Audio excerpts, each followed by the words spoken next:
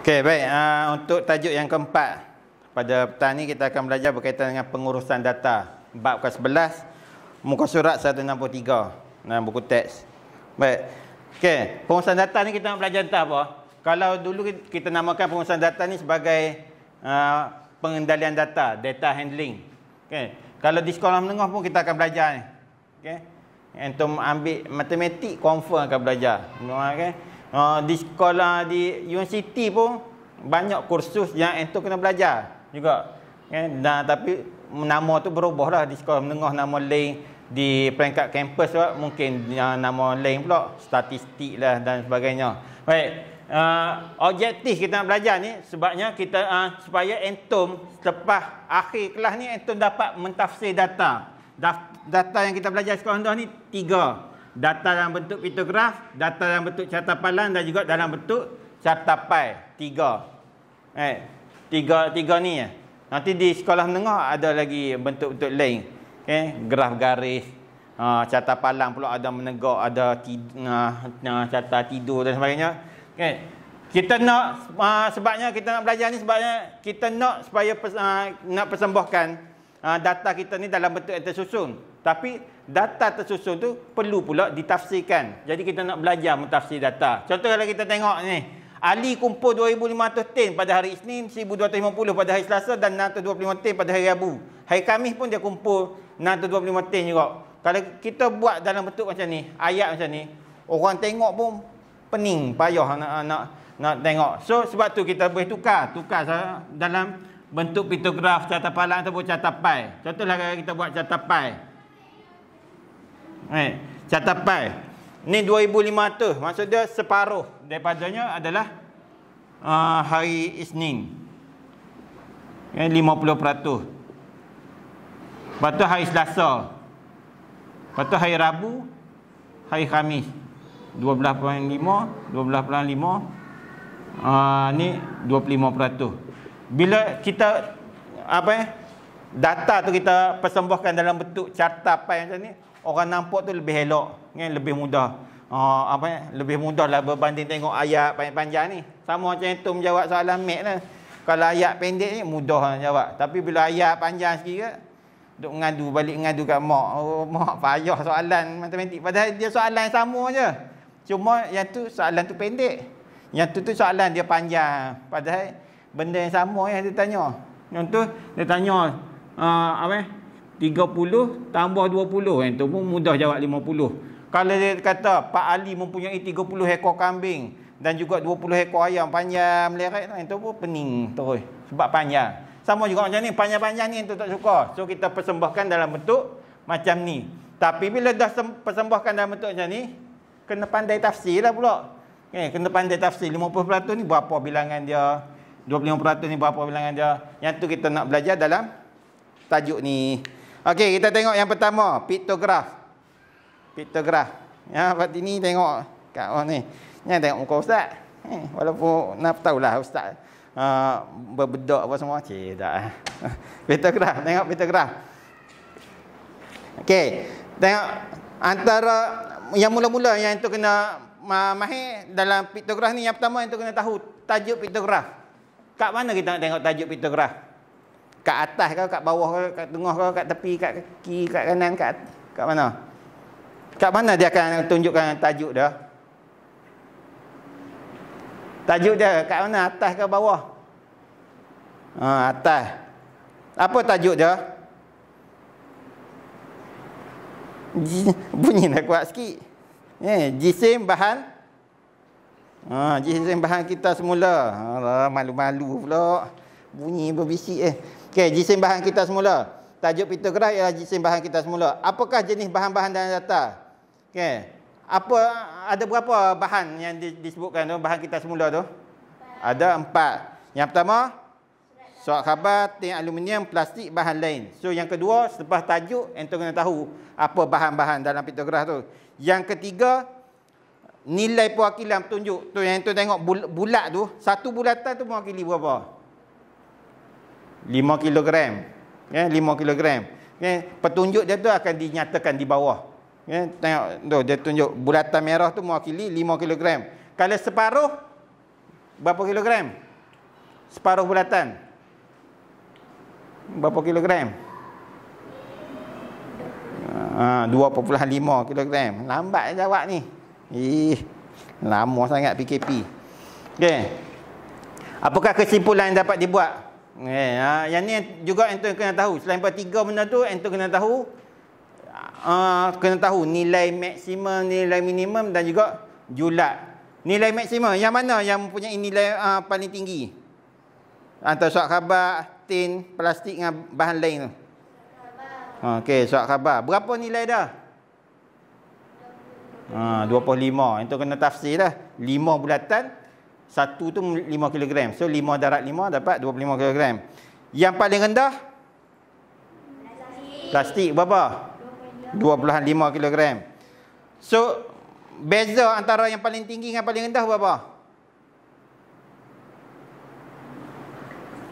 Tadi kata 25, lepas tu 2.5. So beza antara yang paling tinggi surat khabar dan juga bahan lain plastik tu, yang paling rendah tu berapa? Nak kena kira dulu. Berapa? So 25 kg tolak dengan 2.5 kg. So yang tu akan dapat 22.5 kg. Baik. Yang tu ya, entu kena mahir dalam bab litograf yang tu ya. Kena tahu tajuk dia, kena tahu bahan-bahan yang digunakan, kena tahu satu lukisan tu, satu objek tu, tak kira lah bulat ke, dia letak skrin ke, dia letak kereta mainan ke, tu mewakili berapa unit. Lepas tu yang keempatnya, selepas tu kena pandai tafsir lah, yang mana yang paling maksimum, paling minimum, beza antara mana-mana bahan, mana-mana item dalam tu. Tu je. Mudah je piktograf ni. Okey, tu yang pertama piktograf. Sagi kita buat latihan, kita akan tengok betul kau mudah ataupun ada masalah ke tak, betul-betul tak entu faham. Okey, yang kedua, carta palang. Carta palang tengok di muka surat 165. Okey, carta palang di muka surat 165 tu ada 4 negeri. Okey, apa tajuk dia tu? Okey, kes denggi pada 31/10/2014. Apa yang menarik pada tarikh tu? 31/10 tu? Kena ingat yang sebab apa 31 Oktober tu ento kena ingat? Sebab tu hari jadi ustaz, ento nak bagi hadiah. Ento mungkin wajib ingatlah. Okey. Baik, ada 4 negeri, Perak, Sarawak, Negeri Sembilan dan Johor. Negeri mana yang mencatatkan bilangan kes denggi melebihi 10 kes? Tu dia tanya kat soalan A. Yang mana yang melebihi 10 kes? Perak dengan Johor. Perak berapa? Tengok elok-elok. Perak 16. Lepas tu? Johor 20. Tu kena pandai tafsir lah. Tu B. Soalan yang B. Negeri manakah yang mempunyai 4 kali bilangan kes denggi berbanding negeri 9? Negeri 9 berapa? 5. Kalau 4 kali maksudnya 5 darab dengan 4. Berapa? Negeri mana yang ada 20 kes?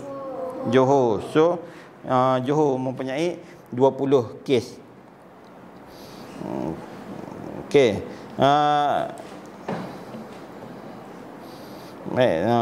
So yang ni je lah. Apa yang carta palang ni dia lebih straightforward. Dia lebih direct.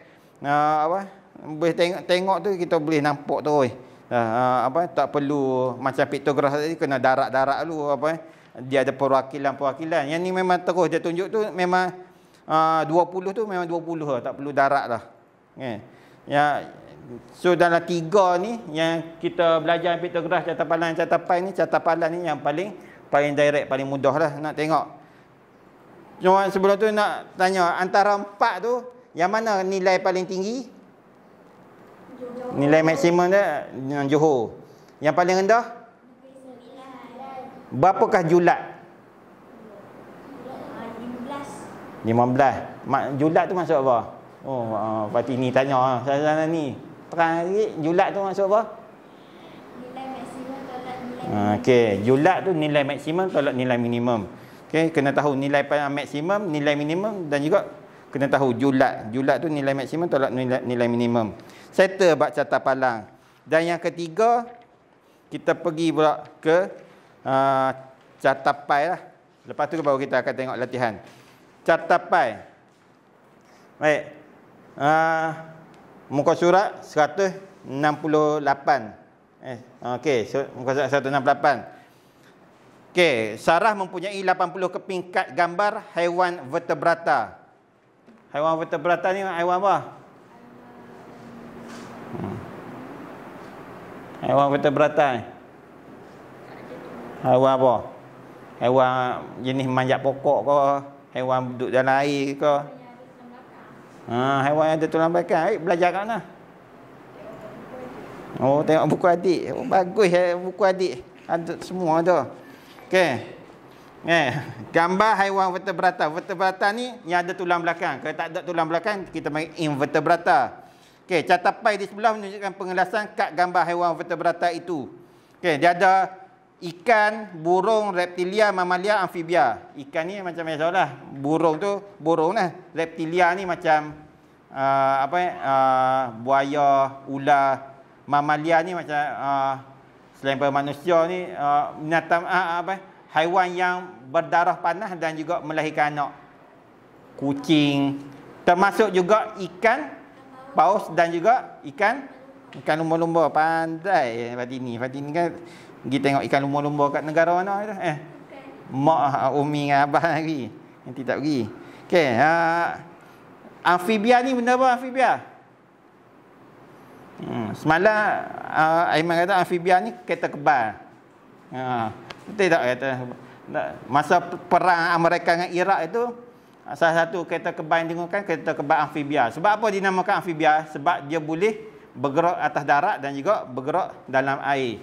Haiwan amfibia ni haiwan yang boleh duduk di darat dan di air. Contohnya buaya dia termasuk dalam reptilia, dia tak dikira amfibia. Contohnya katak. Katak tu bunyi Kelantan. Katak. Okey, katak dan juga kura-kura macam tu. Okey. Baik. Baik, tengok kat tu. Sarah mempunyai 80 keping kad gambar haiwan vertebrata ni. Carta pai di sebelah menunjukkan pengelasan kad gambar haiwan vertebrata itu. Yang mana paling banyak haiwan apa? Burung paling banyak. Berapa peratuskah kad gambar amfibia? Macam mana nak kira? Dia carta pai mesti berapa peratus? 100. Okey. Kena ingat carta pai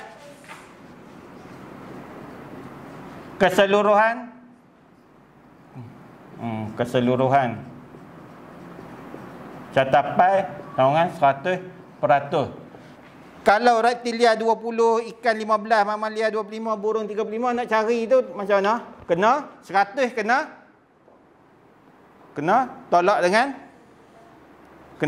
semua tu lah. Tolak 20, tolak 15, tolak 35, tolak 25. So akan jadi berapa? Berapa amfibia? 5%. Okay, tolak tu dia akan dapat 5%. 5% lah amfibia jawapan dia. Berapa peratus kakak gambar amfibia? Jawapan dia 5%. Baik. Tu yang pertama. Yang kedua, cari beza. Dia tanya situ, cari beza antara bilangan kad gambar mamalia dengan burung. Burung berapa? Okey. Yang B ni burung 35%. Mamalia 25%.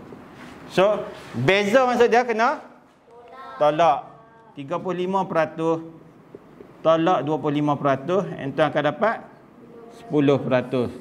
Okey, 10% ni adalah beza dia. Tapi dia nak dalam bilangan nak dalam peratus kan, nak dalam nombor biasa? Bilangan nombor biasa kan. So, itu kena tukar. 10% ni sebenarnya 10/100 daripada semua sekali berapa? Daripada kita tukar jadi darab 80. Potong atas, potong bawah, potong atas, potong bawah. So tinggal 8 keping. Itulah jawapan dia, 8 keping kad gambar beza dia. Maksud dia kad gambar burung ni lebih 8 keping daripada kad gambar mamalia. Okey. Settle kerja.